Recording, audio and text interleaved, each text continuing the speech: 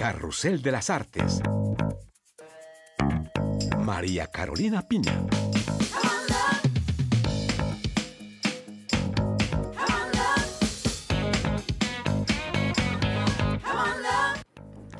Un gusto recibirlos en estos primeros días del año 2021. Reciban nuestros deseos porque este año 2021 sea bello y enriquecedor, y hoy en Carrusel de las Artes los invitamos a un viaje de sabores y de costumbres culinarias recuperados y recopilados en un libro que se llama La Vuelta al Mundo en 80 Sabores. Sabores y olores que también han inspirado a la canción francesa. Lo veremos más adelante en nuestra crónica musical con Natalia Olivares.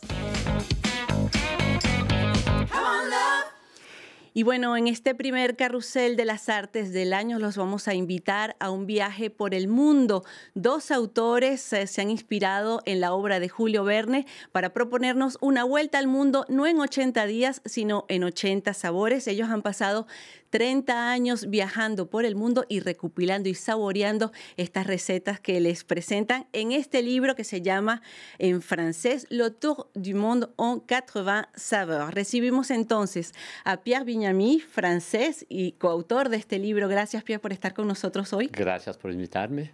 Y el otro autor de este libro es el escritor cubano William Navarrete. Muchísimas gracias, William, por estar aquí con nosotros también. Gracias a ustedes. Bueno, y ahora vamos a empezar con Pierre, porque justamente este libro, que es una recopilación de anécdotas que ustedes han podido vivir durante 30 años de viajes, este libro comienza con su historia personal, Pierre, con esa abuela italiana. Usted es nacido aquí en Francia, pero descendiente de italianos, y es esa abuela italiana quien quizás le picó la curiosidad por descubrir la cocina y descubrir sabores. Exactamente. Mi abuela tenía un restaurante cerca de Niza, a 5 kilómetros, en un pueblo que se llama Villefranche-sur-Mer, que era antes un pueblo de pescadores. Y es un sitio espectacular y todavía sigue, es muy bonito. Y así, de niño, yo pasaba mis vacaciones de verano con ella y yo la veía cocinando. Y así empecé a mirar, pero ella no podía tocar nada, había que mirar nada más. Y entonces ya empezó ella a cocinar, porque ella con sus hermanas vinieron de Italia, de Umbria, emigraron en los años 20 huyendo del fascismo de Mussolini. Y entonces aportó sus recetas, sus costumbres, y entonces en el restaurante hacía gnocchi, lasaña, cannelloni, pasta, de todo. Hasta la torta de acelga, que yo menciono en el libro, y que se hace, es una especialidad de Niza, se hace salada o dulce, y la gente venía de Niza hasta Villefranche-sur-Mer para comprar esos productos. Justamente esa es la primera receta, esa torta de acelgas, que yo no sabía que podía ser efectivamente dulce o salada. Y se encuentra especialmente en Niza, en todas las panaderías.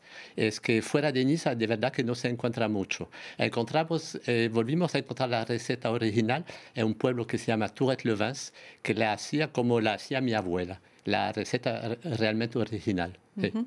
Y ahora bien, William Navarrete, este libro recopila recetas, 80 recetas, pero quizás las recetas son el pretexto para ustedes también hablar de sus anécdotas, de la historia de los lugares donde han estado o de los productos que han probado.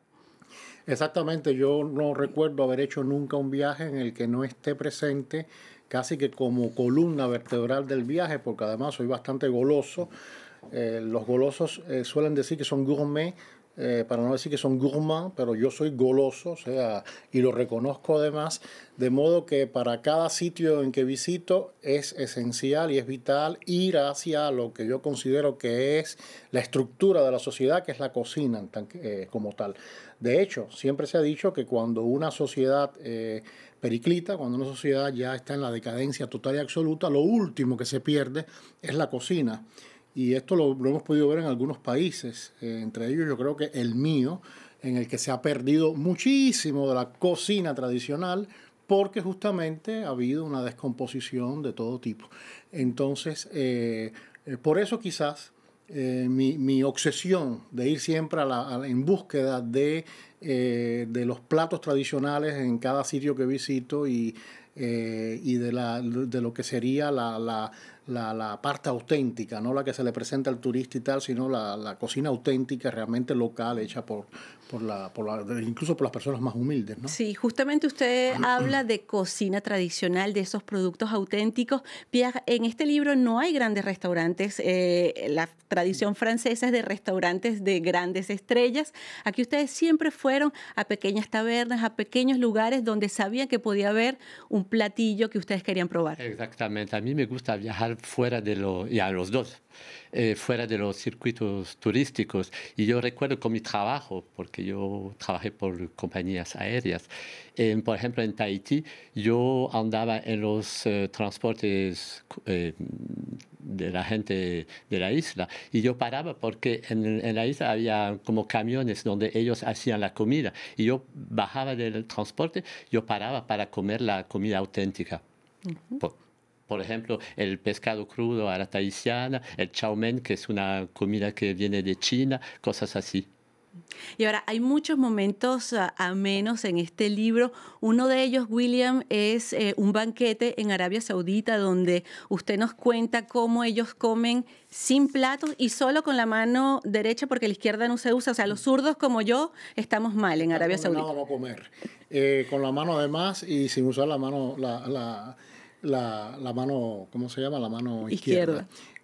Sí, en realidad hay un país muy particular porque todo el mundo sabe que la Arabia Saudita no es un país turístico. Entonces yo tuve la oportunidad de ir por relaciones personales con una amiga y mi terror, porque además allí en realidad cuando estás invitado oficialmente los hombres comen de un lado, las mujeres de otro.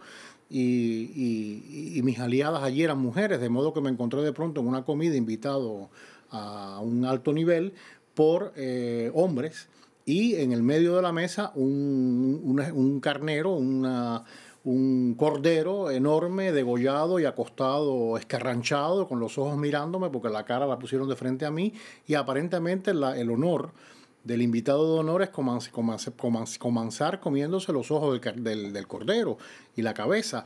Yo me quedé horrorizado cuando me dijeron aquello. Por supuesto, hay que leer el cuento para saber cómo termina la historia.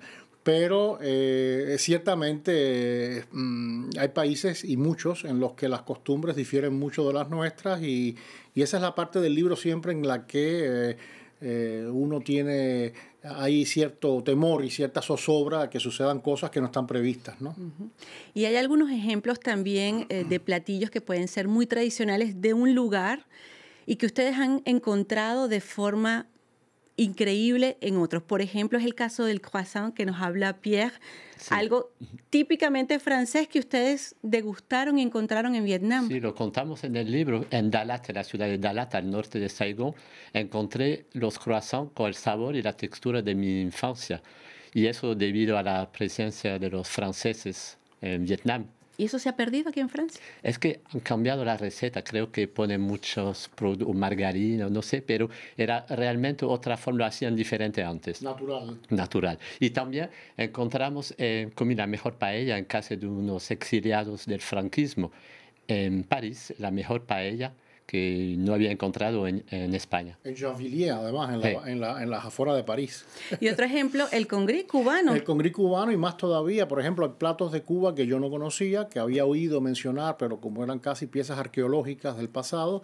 Y, por supuesto, visitando Miami, donde hay tantos cubanos exiliados y donde hay mejores condiciones alimenticias y tal, bueno, pues allí de pronto descubrí el boliche, que es una forma de preparar la carne de res que es maravillosa porque es como una carne mechada, un poco como en Venezuela, y adentro se le introduce como una especie de mecha con un preparado especial y tal de embutidos.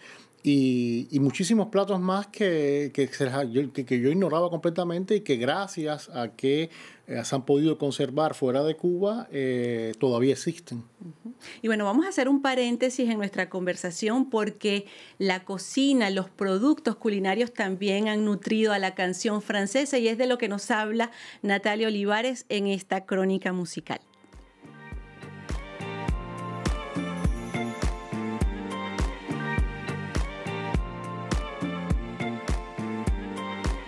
La música siempre ha sido un objeto de inspiración para los músicos e incluso ha servido para escribir textos con connotación sexual, como por ejemplo la famosa canción de Serge Gainsbourg, Les sucettes à l'anis, o más recientemente La banane de Philippe Catherine. Non mais laissez-moi, non mais laissez-moi manger ma banane, non mais laissez-moi. Philippe Catherine no quiere trabajar, solo quiere que lo dejemos en paz comiendo esa fruta solo en la playa. Y otra canción con muchas metáforas sensuales es la canción La Femme Chocolat de Olivia Ruiz. Au bout de mes lèvres entr'ouvertes pousse un framboisier rouge argenté. La Femme Chocolat habla de esas grandes transformaciones del cuerpo durante el periodo de la adolescencia. Y el gran y famosísimo M. Mathieu Chédid quiso hablar de ese complejo de ser francés en relación a la cultura de Estados Unidos. Eso se llama el complejo del cornflakes, le complexe du cornflakes. J'ai le complexe du cornflakes. Dès le matin, ça me vexe. M debería quedarse tranquilo y no tener complejo simplemente porque creció en la capital de la gastronomía, París, según lo reivindica esa famosa película Ratatouille y esa canción Le Festin, cantada por Camille. Je suis amère, je ne peux réussir, car rien n'est gratuit dans la vie. Je Gracias, Natalia Olivares, por esta crónica musical y regresamos con nuestros invitados aquí en el estudio de Carrusel de las Artes, Pierre Bignami y William Navarrete, autores de este Tour du Monde en 80 saveurs, la vuelta al mundo en 80 sabores. Pierre, en este libro también están algunas recetas que no son demasiado apetitosas. Me acuerdo de una anécdota en Malawi con una torta hecha o un cake a base de moscas. Así mismo. Yo de verdad que no es apetitosa para nosotros, pero quizás para ellos sí. Pero ellos lo hacen esa receta porque en aquella época, y creo que todavía eso sigue, no tenían carne y proteínas. Y entonces ellos recogen mosca y le hace una torta ¿cómo se llama? De mosca. Y lo puso por razones anecdóticas. Y bueno, ya nos queda muy poco tiempo. Le voy a hacer la última pregunta a William. Yo quisiera, para resumir, que nos dijera cuál es la receta que usted ha probado más extraordinaria en estos viajes que ha hecho por el mundo. Bueno, es difícil porque todas me gustan casi, excepto el dulce de moscas, por supuesto. Pero, por ejemplo, a mí me encanta el ceviche peruano, bien hecho, cuando está bien hecho, cuando lo comes en Perú como debe ser. La bandeja paisa, que nos recuerda tanto al pabellón venezolano o la completa cubana, pero es que para los colombianos realmente verdaderamente completa, porque le ponen de todo y le ponen más que lo que le ponemos nosotros.